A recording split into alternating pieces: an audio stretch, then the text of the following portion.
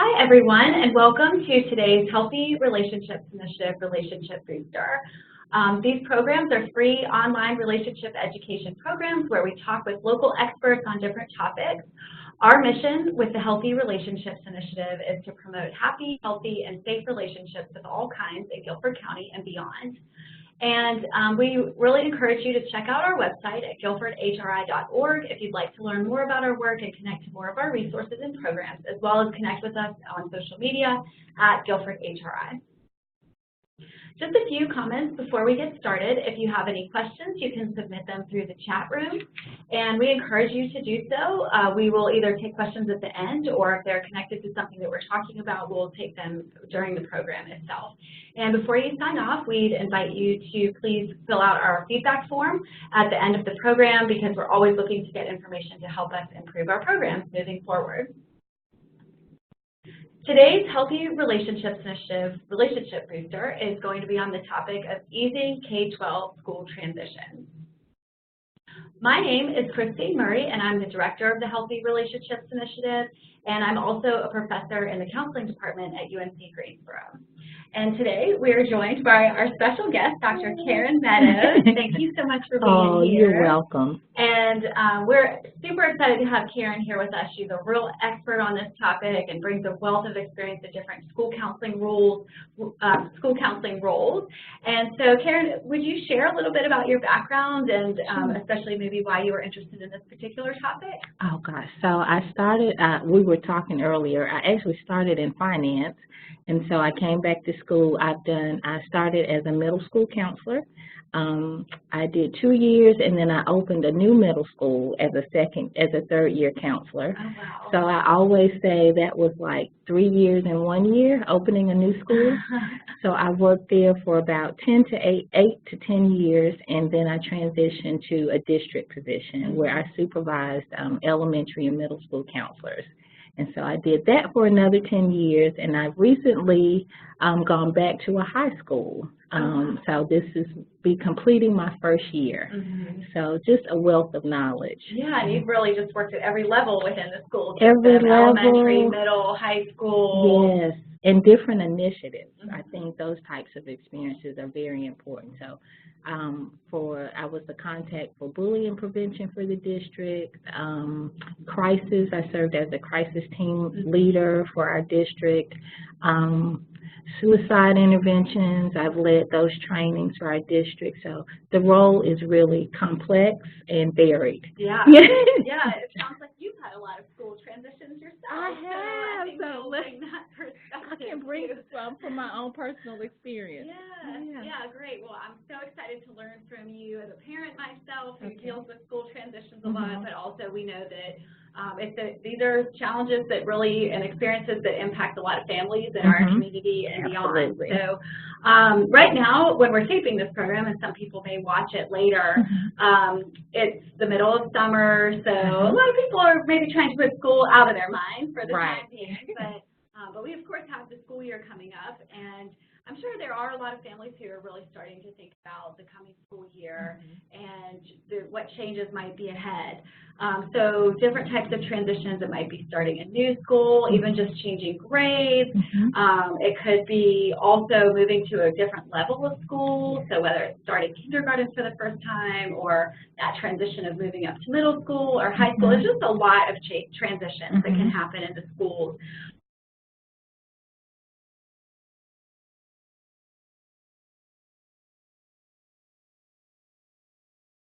And what I've experienced, it's really just the unknown. People are fearful of just the unknown. They anticipate maybe scenarios or thoughts that may not necessarily be true. I often say, what story are you telling yourself? What are you thinking of? And so that's in any type of transition. So a lot of the stress is just because you're fearful of what might happen. And so a lot of times when I'm trying to help families, it's all about disseminating information. And let's really think through this and kind of chunk it and break it down to see what's at the core of the fear about change or transition. So in many ways, it's kind of stepping out of what's been familiar to you and into a new environment. And I can really relate to that because my older son just started middle school last year. Yes. And so not knowing what that was going to be like and having been really familiar in the elementary school yes. environment and sort of knowing that, the teachers, what the schedule's like, that transition was really difficult because it was moving into something. But it sounds like you're saying kind of not having a lot of information can add to the stress. Right. But if you get more information about the transition, then that can be very helpful. It can help reduce it, I think, because you have to really try to zero in on what is the root cause or where is the anxiety or angst coming from with the transition. Because we're going to always have transitions, whether it's school, life, you name it. And so I try to use the same process no matter what the transition is. I've transitioned before, I survived. And so I try to remember that. Right. You'll survive again. You'll do fine. Yeah. And how do you think parents experience that different from their children? And it might depend on how old the child is. But I think for students, particularly in our secondary, especially elementary, middle school, high school, they look more at the social part of transitioning. I think that's where their anxiety may come from, if there's anxiety. Developmentally, having a sense of belonging and peer interactions and connections are huge. They're critical. I think parents are looking more at, I would say, the logistics, for lack of a better word. Where are you going? Who are your teachers? What classes do you have in what order, going to and from school. And so I think it's a little bit different than students. Often when I worked at a middle school, we would do orientation and we would say, we're going to start with the number one concern. Where is the lunchroom? And so everybody would just breathe, because the students, they were concerned about the lunchroom and PE in the locker room. And so once we got that out of the way, then we could really give them information and they could hear us better. Yeah, and I would think for parents, that's helpful to keep in mind that your child or your children might have a very different set of concerns and things. Absolutely. And so you might be really worried about those logistical pieces, yes. the schedule, who do you talk to, what's the teacher going to be like, and for parents to keep that piece in mind, that the social piece, they might be most worried about not just where is the lunchroom, but who am I going to sit with at lunch? And that could be keeping them up at night almost if they're really worried about that. So the thought of isolation, I'm not going to know anyone, will I have friends, will I keep my old friends? Yeah. Will I know anyone in my classes? Just walk in the halls. That's like a whole social environment. Right. In itself. Yeah. And so it really impacts their day. Yeah. And so we, as a school counselor, I feel like those are the things that we're most helpful with, even if it's just a listening ear, that I understand and no concern is too small. Right. I get it. Yeah. But let's see what we can do to work through it. And I think a lot of times maybe parents don't realize how important those pieces are for the student and from their perspective. Yes. Very and so important. For parents to really remember that is important. So other things in terms of socially, and maybe we could even think about it at different age groups. So for an elementary school student, a younger child who's facing a transition, what, aside from the social aspect, what other pieces of it might be stressful for them? I think just maybe the physical change, the physical environment, or being familiar, or not knowing the building. At that age, if you move from middle school, sometimes it can be a huge building. There are lots of different hallways. You may move from one teacher, 2 teachers, to 4 teachers. Some even have 6. So I think just the physical navigation might be more of a concern in addition to the social piece that we can definitely help. Opening your locker, that's huge. I remember we spent a whole week in middle school about opening your locker. It's fine. And in high school, it's some of the same things. They're a little more mature about it. They may respond differently, but they still are not quite sure, like, where do I go? And so we are very different with our ninth graders as well. Even though, you know, they're young adults, they still have fear of, I don't know where to go, I don't know when to go, I don't know what the day is going to be like. And at that age, too, maybe especially even afraid to ask about help because they don't want to, they want to look like they have it all figured out. They don't want to be embarrassed to admit to their friends that they're really worried, how am I going to find my next class? Exactly. So we always try to find ways, well, I call it where students can do self-help. So if you don't know something, I say you can go to the website, or you can email me, or you can read it on the TV announcement, or this is listed here. So they can decide when they want the information, and it can even be no one has to know. Right, so giving them ways to get the information that they need and ease that. So I think, like in general, in terms of kind of what's stressful about it, and for what parents can really keep in mind is just to try to talk with your child and ask them what is it that's most, you know, most on your mind about this upcoming change, and how can I support you through that? Yes, and I think parents don't ask that question enough.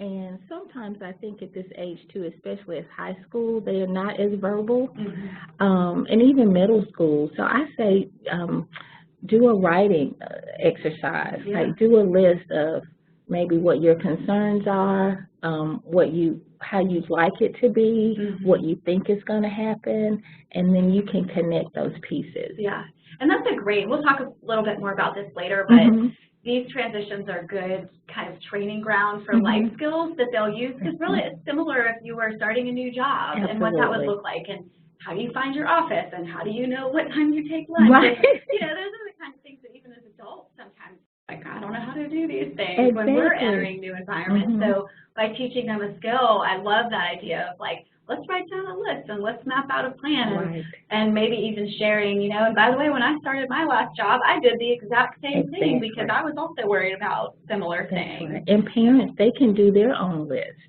of the child's transition. It's really about communicating and lowering the anxiety level, and I think students need to realize that adults, we feel it too. And they need to feel listened to. I think that's the biggest thing. Yeah, and I think too, one other thing that just comes to my mind would be maybe for parents, if they're having their own concerns about certain logistical issues, especially kind of sort of bigger picture things, maybe to try not to talk about their own concerns as much with their child, because if the child's already dealing with some stress and anxiety about certain things, you know, they don't necessarily want to add on extra worries. That's not to say parents shouldn't get their own support for that, or even maybe be open about certain pieces of it, but to try to give a real calm presence so that the child knows and can feel sort of more confident going through that transition. A professor that I interviewed, I was asking him about my own research, and he told me, which resonates with me, it's really about how you tell the story. It's really about how you respond. You can have the angst, you can go to the school, but how are you interacting? You know, what are your concerns? Are you being demanding? Are you just asking for information? Are you doing your due diligence? You know, you have to go to the website. You need to email. You need to find out. And because it's hard for the school to get to you if we don't have a link or a way to communicate. Yeah. And I think, too, parents can even use that as an opportunity to be a good role model for the child and think, well, you know, I'm a little concerned about where I'm going to pick you up in the morning, or what the bus situation is going to be. So let's find out let's beforehand. Find out.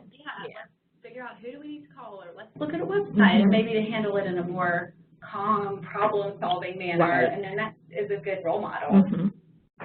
So in terms of, we know these transitions can be challenging, but from your perspective, what does a really positive, sort of successful transition in the school system look like for students? Well, I think being prepared. I always laugh. I say we have the first day of school every year. It's typically around the same time. So you can be prepared. Yeah. And that comes with, you don't have to wait to do everything the first week of school. You can start sooner. Schools, we're working now, we're preparing the schedules, I'm making phone calls so I can communicate ahead of time. Parents can do the same thing. I wouldn't say bombard the school because we are working and we're trying to complete information, but you can email, you can do your own homework, you can review the website, you can see if there are different types of distribution lists that you can join. For instance, we have an email distribution list. You just sign up and you're part of the pool. There are remind groups that you can join so the school disseminates information. I think really being able to communicate and know what's coming is very helpful. Yeah, and the more you can do ahead of the actual transition, because I was just thinking one thing that I've really appreciated as a parent is getting the school supply list far ahead of time.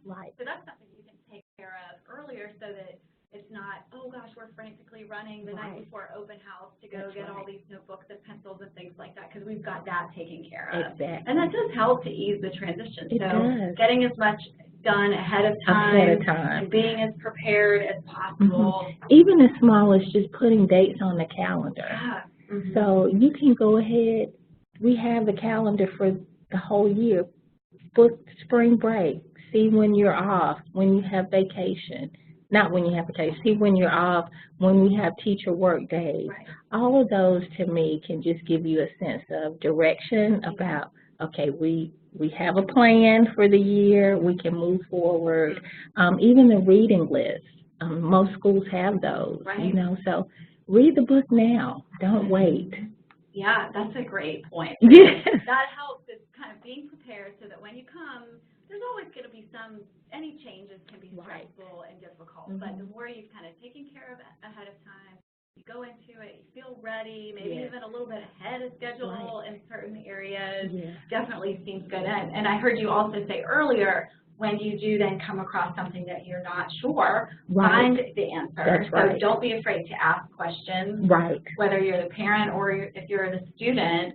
If a student's concerned about something, then say, well, who can we ask at the school? And who can we find that out? That seems like part of that successful transition too. And one question that I get at every level is like, when does school start? And when does it end? And you can get that information. Like, you don't have to suffer the entire summer. You can find it out and have a plan. You can get your bus transportation squared away. So I often say, you know, that first day and first week of school, it should be fun. You know, you should enjoy it. You should look forward to it. And if you have all of these last minute things, I think it increases your anxiety because we have the entire school coming back. So counselors are not readily available. We have probably a long line. You kind of have to wait your turn, or we have to call you back late at night. So the sooner you can get the information, the better. Yeah, and it just seems like it would start in a calm place. So it seems like kind of this idea of control the controllables. Like when there's something that's under your control and you can find it out and that sort of thing. And certainly sometimes you can't control certain pieces of it, but the more that you can kind of say, okay, this is what we're going to do, even maybe, you know, I think at the family sort of parenting level too, you know, let's look at, okay, so when we know what the first day of school is, and we know what that looks like, let's make sure we're not overly committed to other things that week. You know, let's not do play dates with friends that week or plan a trip out of town that first weekend. You know, and you're coming back the night before school starts. It's going to make, everybody's going to be tired and you're stressed out. And so, you know, just really being, it sounds like just a successful transition in many ways is just being proactive. And I'm big on organization and preparing as much as you can. I don't think you should be overly prepared because then if it doesn't work out the way you think, we don't want anyone to have a breakdown. But just prepare as much as you can and be as organized as you can and get some rest. You know, rest, get sleep, water, all of that matters. And map out your schedule. Everybody should have it on their calendars. Do reminders to yourself so that you don't forget. Open house is huge. Right. I think everyone should attend. We prepare so much for open house. And so you can meet your students' teachers, you can see the building, you can see other students. Yeah. So that's huge. Sometimes parents forget to schedule that in. Yeah, and I think sometimes too, even parents can feel like, well, we're at the state, we haven't changed schools, Right. so we don't need to go to open house. But in a way, it's going back to what we were talking about earlier, where as your child or your teenager might have different concerns, That's right. so even though you might know the logistics of, I know where that teacher's classroom is. Right. You don't know all your teachers. Yeah, and just to give that, it's like that preview opportunity for the student and for the parent to go in, meet people, talk with them. I've found personally as a parent, a lot of times when I go to the open houses, I end up realizing I have a lot of questions that I didn't even know. Right. Yeah. Like, sometimes you hear other parents ask questions, and so those are helpful because you didn't think of those. And the teachers, they want to meet you. Yeah. It's very helpful. And I think the older your students get, the less opportunities you'll have during the regular school year to interact with the teacher. So those become even more important. That's even right. You might feel like, we're in 8th grade, we've been to these 2 open houses before.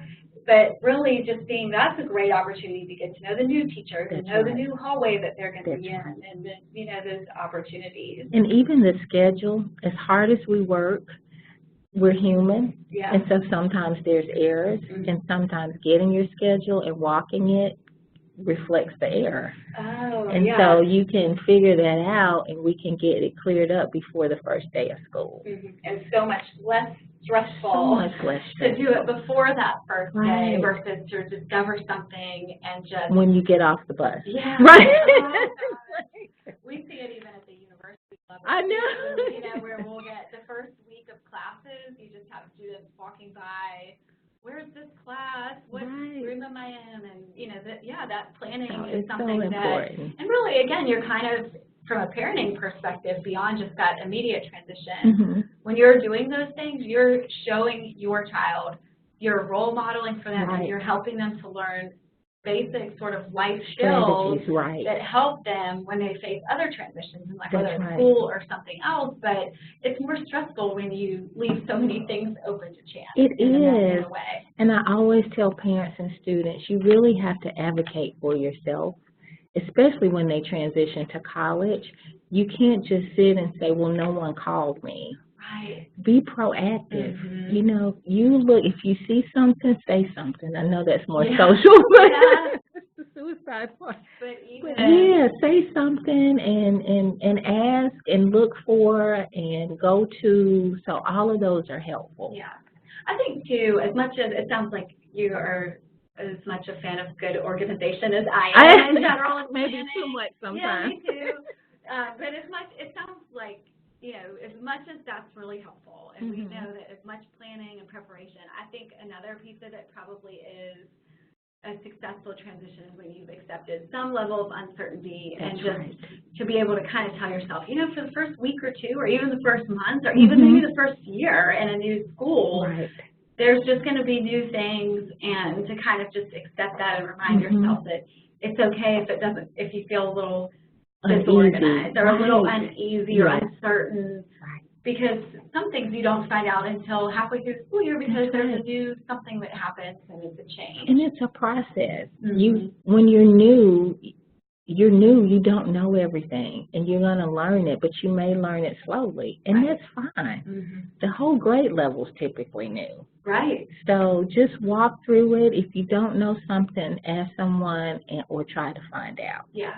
I mean, that's pretty much it. Yeah, you're never alone. There's always somebody in the school who can help you, or maybe it's another parent that can help you, or another student who knows and who can help you. So if parents and students are struggling to know to reach out, is a really big part of that.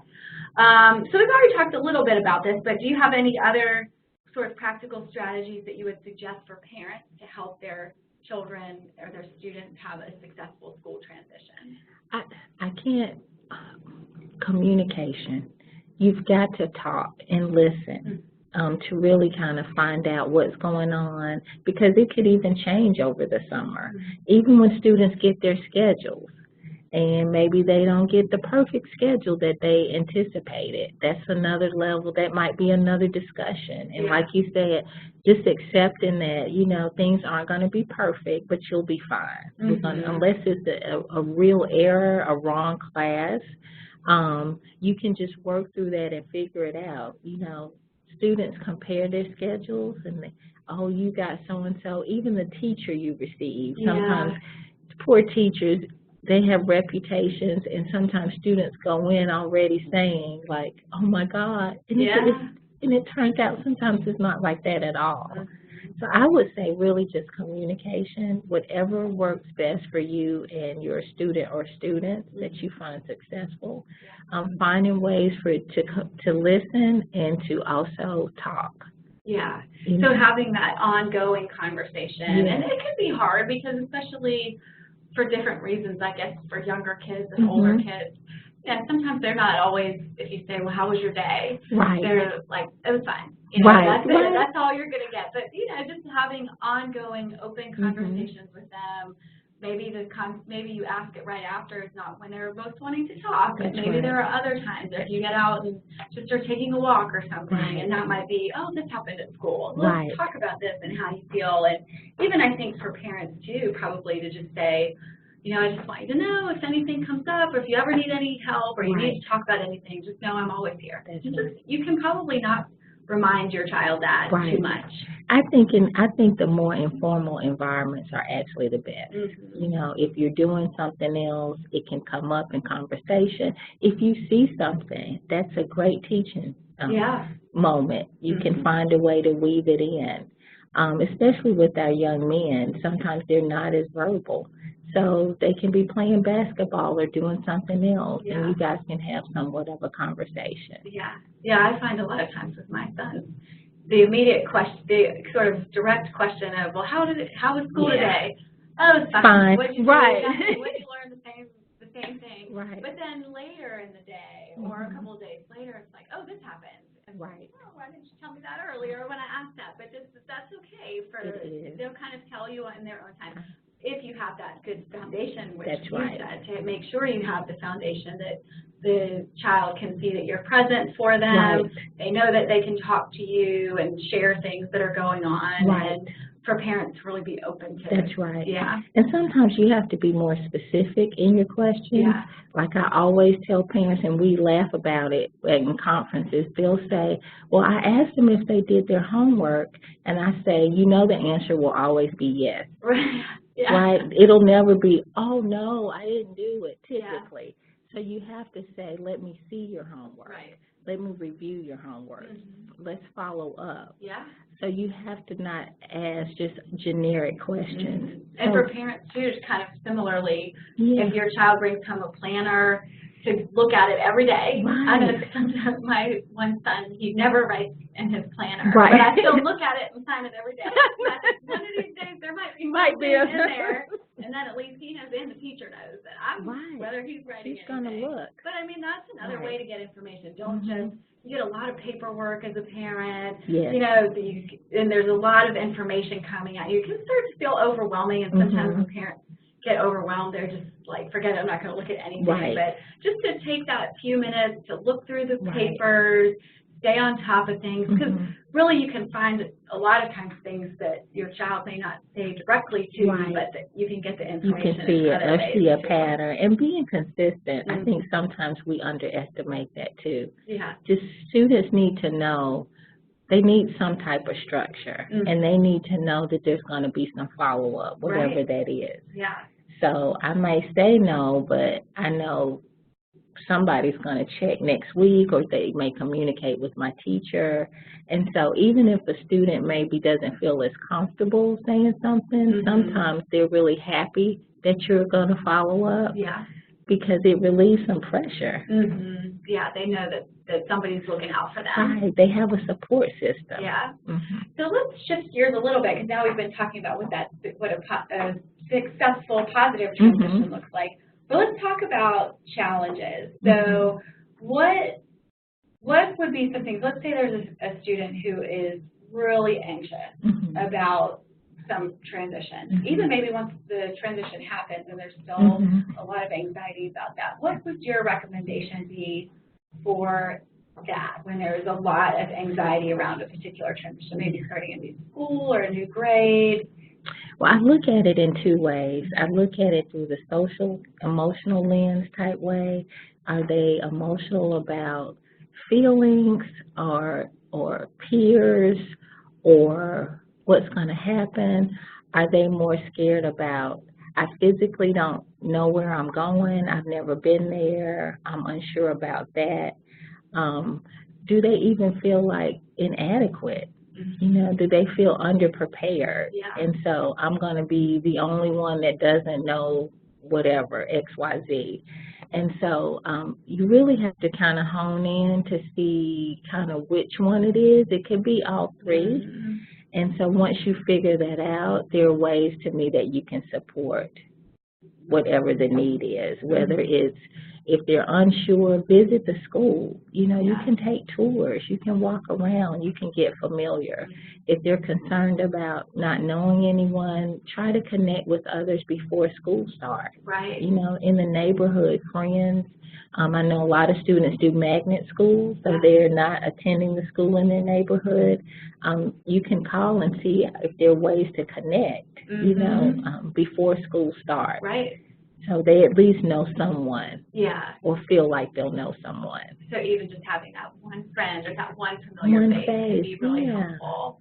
And I think, again, walking through what the unknown looks like and not always anticipating the worst. Right. To put on my counseling hat, I always tell students you really have to learn self-talk, and you have to talk yourself off the ledge sometimes. Yeah.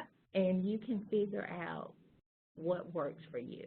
You know, and sometimes it might be role playing that too. Exactly. So what is the worst case scenario that you're really afraid of, like walking into a lunchroom and you don't know anybody and there's nowhere to sit? Right. Okay. What are you going to do? What are you going to do? Let's talk about that. Let's write that down. What are a few things you might do? That's right. You know, do you just go sit wherever? Do you go, you know, what do you, leave? Do you leave? Right. Do you go find a teacher that you've maybe connected with earlier in the day, or, you know, just what are some things you can do, or what are some words you could use if you go up to a table and say, can I sit in this chair, you know, and just to not feel completely helpless in that moment. That's right. So that they can say, even if you've got a child who's really shy, that still might be anxiety provoking for them, but even if they've practiced saying, can I sit in this chair? That's right. And then what if the answer is no?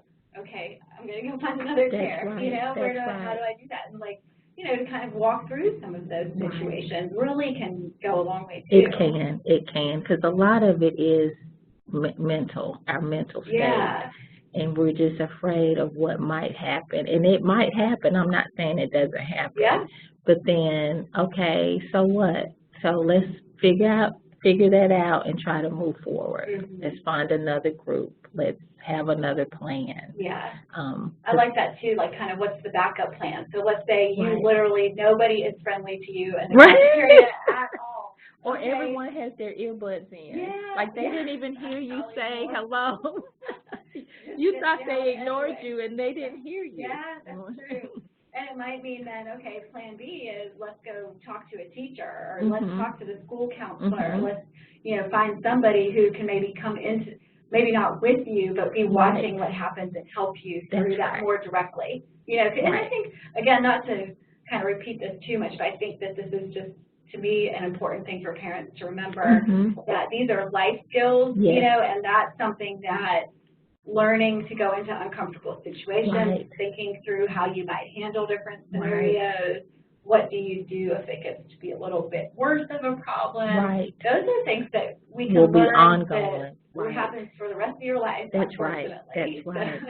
And you really have to just learn how to navigate, and you will continue to learn. You may conquer one, and then something else happens, and it looks a little bit different or completely different. But I always try to remember, and I tell students this too, you know, what happened the last time? I mean, you're still here, the sun came up the next day. The world is still revolving. So sometimes we just have to tackle our own fears in a different way. Right. Yeah. And I do think too, I think sometimes parents probably can help the students themselves, but we do know about the raising rates of anxiety and depression among teenagers and adolescents and even younger.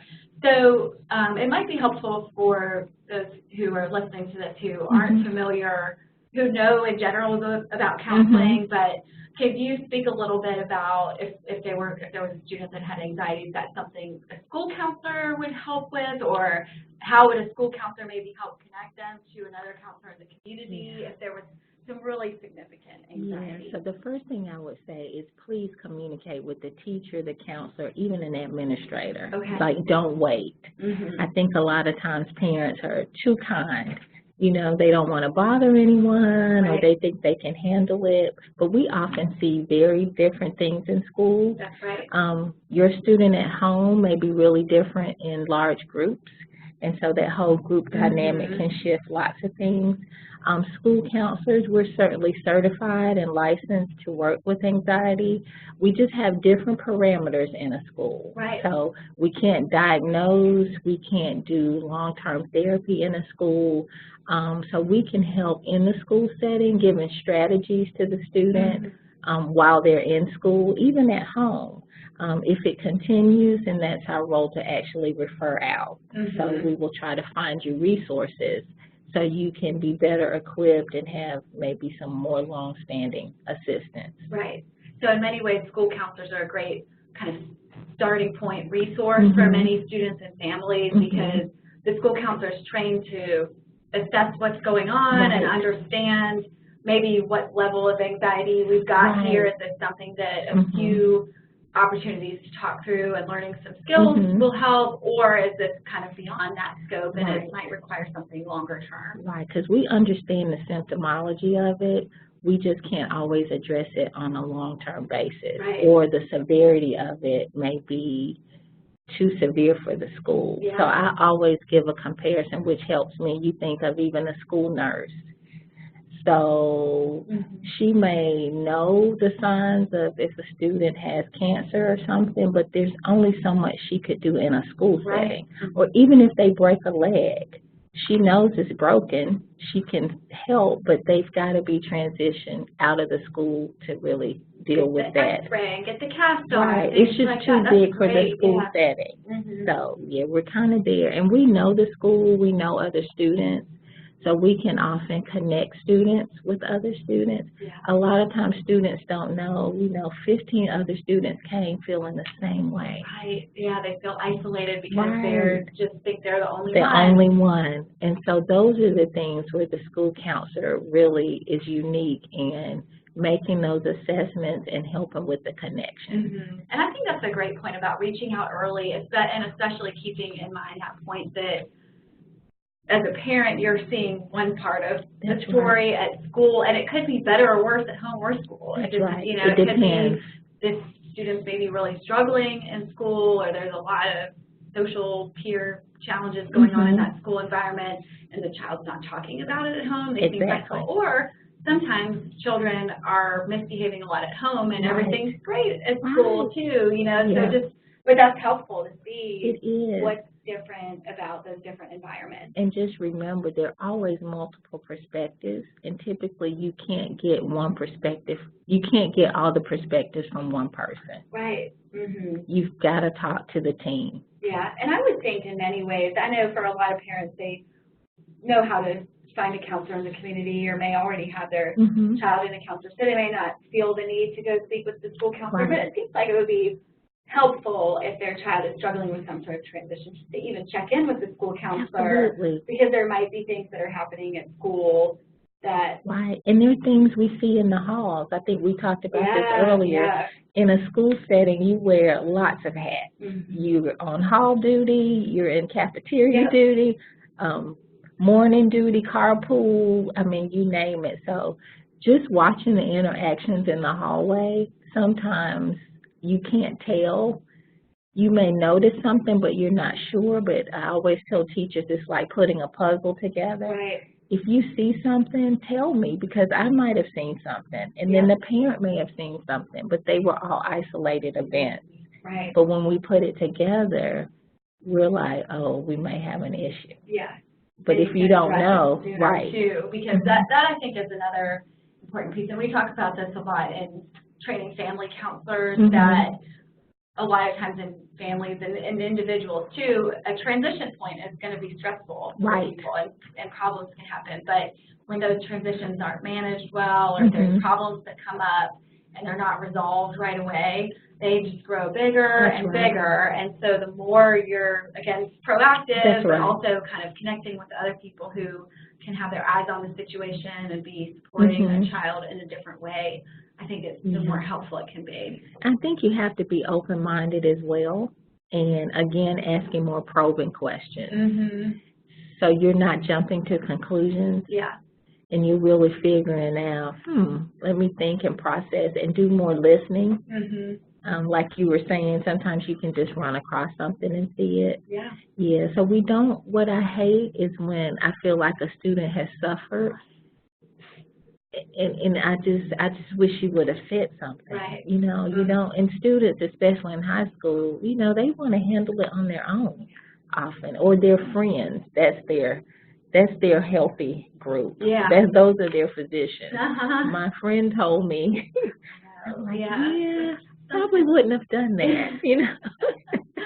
I know. So in addition to school counselors and even counselors in the community, are there other resources or professionals that you could see that are good sources of support for families going through these sort of school transitions? I think some other, I say school counselors are unsung heroes sometimes, but another group are social workers.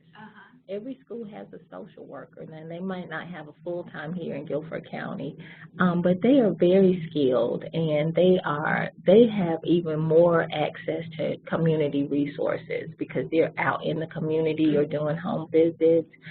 Their whole role is to connect the families and their whole social services environment. Social workers, and then every school has a school psychologist as well. Their role is a little bit different, but they are a resource to assist with these type of things. Yeah, and then also just a lot of good resources in the community potentially. And I would say too, in today's day and age, I think connecting with your child's school on social media and, you know, like you mentioned earlier, getting on the email list and things like that, but just making sure you're connected and getting information from a lot of different ways can probably help too. I think social media, especially when it comes to transitions, can be really helpful because a lot of schools are really good about, that's where they put reminders about upcoming dates or different events and things, and it's a nice way to just get connected. Even one thing that I'll do with my kids' schools is follow them on Facebook, and then you can go in under the follow and get there first. So you know you're getting that. So even just that simple little step, but that then helps me feel more like I'm getting that information, and I know when I look, it's going to be one of the first things that I see. So that can be helpful too. It is, and that's like one of the #1 comments I get from parents. I didn't know, or I'm getting it now. I mean, parents are coming in. I got it yesterday. They're enrolling students. And so she was like, well, why don't y'all do such and such? I said, we did this like 10 times. Yeah. We had it on the announcements. We did a connected. We sent it in the email distribution list. We send it to the Remind. The students got it in homeroom. Yeah. I said, yeah, they just don't bring it home to you. Right. So you can stay connected. Yeah. Like you don't have to go through them all the time. Yeah, especially middle school, high school, where it's not, you're not getting the Monday folder coming home with all those flyers and everything. Right. But for parents, it often does mean taking that extra first step. But if you do it ahead of time or right as the school year starting, you're kind of getting ahead through that. So let's talk. Do we have any questions that have come in, or any questions? Sure. Actually, a question on this topic. What should parents consider looking outside of the school for help, especially when we're talking about high school students who might have some struggles that they are not always vocal to their parents about? So when you when should parents consider reaching outside of the schools for help? So for counselors and therapy and such. You really have to try to determine the severity level. I would say if it's impacting multiple facets of a child's life, to me that's like a red flag. Or if you see a huge shift in behavior, that's another red flag where it might be a little more deep-seated than you thought. Yeah. If you see any type of drastic changes, even if the mood is all of a sudden euphoric, like that's a red flag as well. So if you think it's affecting maybe multiple areas, if it's stopping maybe the functioning of something, where they're really not managing like they think they are, you may want to look outside. Yeah. Also maybe too, even kind of to add to that, I think those are all good signs. And then also like maybe even if just your child used to speak a lot more to you and then maybe they're just quiet, you know, they're not, there's maybe even not any red flags, but even just sometimes kids just need somebody to talk to, but they don't know that they do, or they're not comfortable saying that they do. So even just kind of, if you feel like they're not really talking to anyone, at least an adult, because that was such a good point you made about their peer group is their advisor, you know, and that's like, oh, you know, like their counsel, right? Yeah, but it's like, well, you know, and I think you can talk to them about it and say like, well, let's think about that, you know, like on the one hand, they understand what you're going through, they're there, you're good friends, you know, they care about you, and on the other hand, you know, they don't have some of the life experience too, so it's good to have an adult, and sometimes even a counselor can serve that purpose too, even if it's not a crisis, but just someone to talk things through that they might not feel comfortable talking about with their parents. And that's a great point, because even when we do assessments for suicidality, we really look at the level of isolation. Yeah. Like, does the student have any confidant? Do they feel that there's anyone they could reach out to? And sometimes if that's missing, it really changes how you behave, or how you might respond to something. Yeah, because that's the need for everybody to have that connection. That's right. Yeah, definitely. Any other questions? No? Okay, great. Well, I've got another question. Okay. So, and we have really talked about this kind of off and on, but I do think these transitions in school can really be good learning opportunities for how to handle transitions just in general in life. And some people are naturally better at handling transitions and others aren't, but how do you think parents, are there things that parents can do sort of intentionally to help students take kind of some of these lessons that they're teaching them about how to handle these transitions and then generalize it to the bigger picture life lessons that parents try to teach their children? And I do it for myself. So I have tried to start the practice of doing something that I don't know how to do intentionally, whether it's working out or joining a group or learning something new, something where I don't know, I'm unaware. I don't know how to do it, or a group that I don't know anyone, and joining other type of either athletic groups or community groups, service learning, doing any activity where you're not always comfortable. I think is critical. And that, to me, I do the same with my niece. I'm like, you've got to get out of your comfort zone, or you will never learn that you're going to be resilient. That you can work through it. Intentionally seeking out changes. And seeking out things that push you outside of your comfort zone. Absolutely.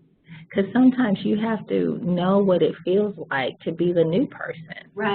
Or know what it feels like to not really know, and then you navigate, and it's a confidence booster sometimes. If you've done something, even as adults, if we've been in a role so long, we forget to even tell new people some of those nuances. Because it becomes comfortable, and it's just known. And you have to remember, let me see what it feels like to be a novice sometimes, to not know something. That's a really great idea, and I think it's something that families can do all year, but even just as a family, let's go do something. I remember a few years ago, my sons and I took a karate class together. And like, you know, that was totally new to me. It was very out of my comfort zone. And actually, they picked it up a lot easier than Yeah. me. But I think it's a good example of, and I think what I learned from that, and what I hope that I was able to sort of model with them is that, you know, it's good to try different things, and we might not always like it. That's right. We didn't stick with it for too long, right. But, you know, but just kind of getting out of that comfort zone and thinking about that.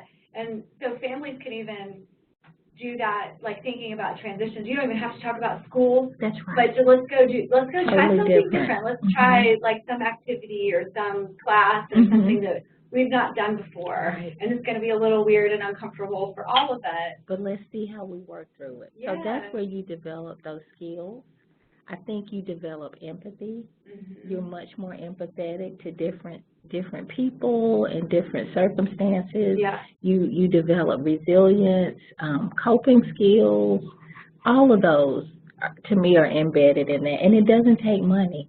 You can decide what the new thing is. Right. And take advantage of a lot of opportunities in the community, whether it's through community centers or even the school district. Like here in our community, I think the school district does a lot of really good things to promote family involvement in the schools and different events and opportunities and things like that. So I love that idea because I think it's true to help people. And then what I think is really neat is then as a parent, let's say your student is facing some sort of school transition, you could say, well, you know, you remember that time we took that karate class? Exactly. And how uncomfortable it was? Right. But then after we did it for a month or so, we were like enjoying it and we felt more comfortable and we learned things.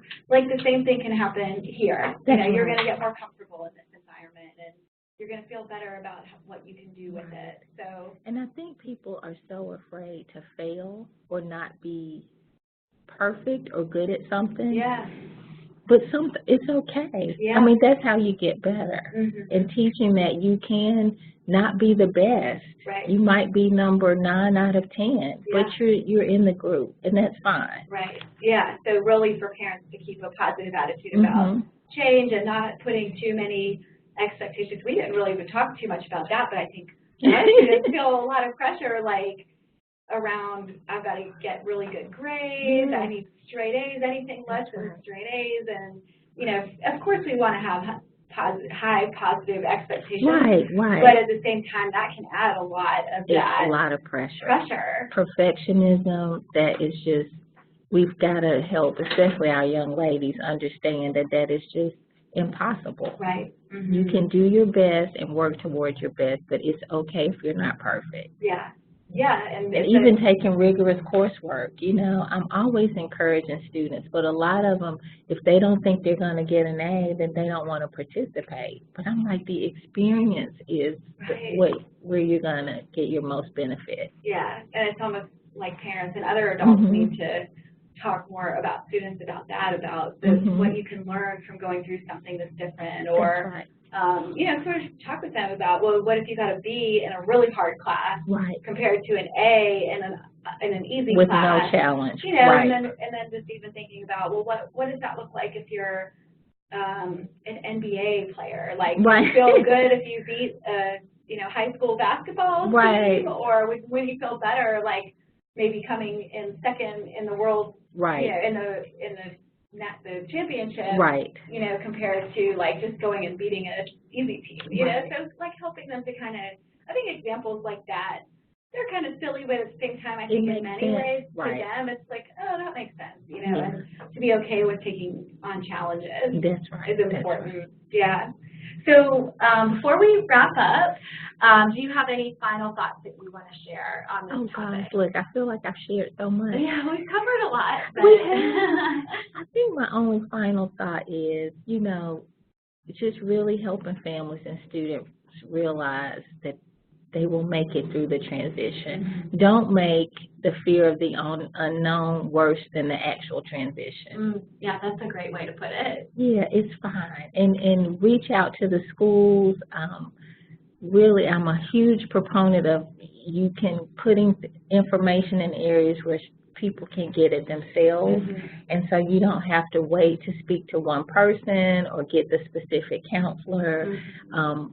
Every school has websites. The counseling departments typically have their own website. Mm-hmm. Get on any distribution list if there is, because that's how you can really stay abreast of what's going on. Mm-hmm. Yeah, that's great. All these kind of practical things that people can do, and I think that my kind of summary of our conversation is just be as proactive as possible.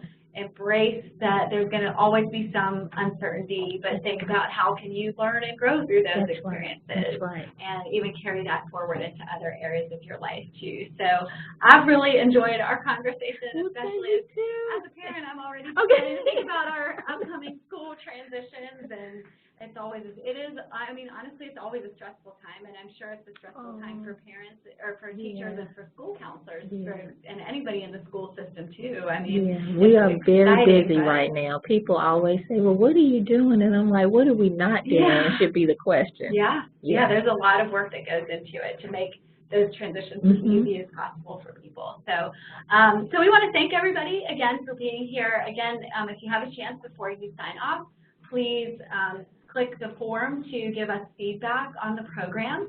And our next program is actually, our next live program is actually next week at noon on healthy relationships in older adulthood on Wednesday, July 17th. And so we hope you'll join us, and we hope that the information that we've discussed today really helps ease any upcoming school transitions. And I just really want to thank you, Karen. I really enjoyed talking with you today. I've enjoyed this. Thank you so much. Great. Appreciate it. All right. Thank you so much.